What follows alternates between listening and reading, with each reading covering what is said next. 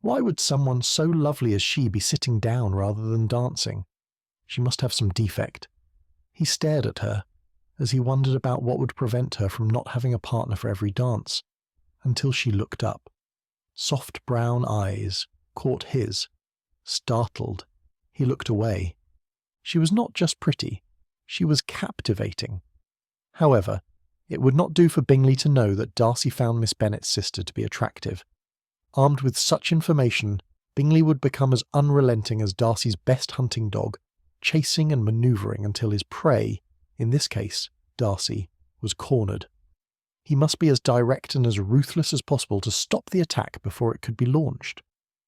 Such a tactic made him uneasy, but Darcy knew that a bit of prevarication was necessary. Where was the harm in it?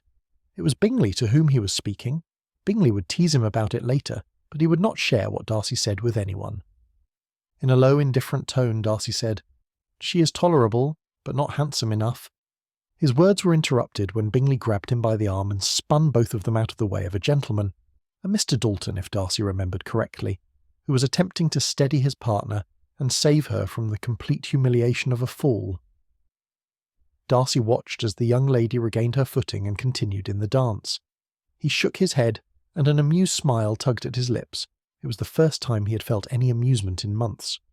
"I do believe that young lady's feet are trying to take her in different directions," Bingley said. "Yes, indeed," Darcy agreed.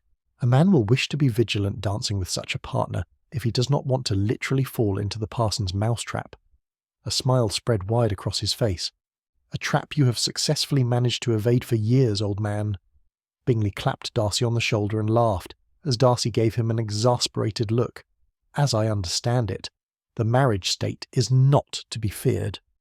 "If you enter into it with the correct person, it is not," Darcy agreed. "But I have seen enough unequal marriages to give me pause." "Be that as it may, you will never find the right person if you continue to limit your socializing to those people with whom you are already acquainted." Bingley folded his arms across his chest and wore a conceited sort of grin. He had managed to manoeuvre the conversation very neatly back to where it had been, and with a solid argument for why Darcy should not refuse an introduction.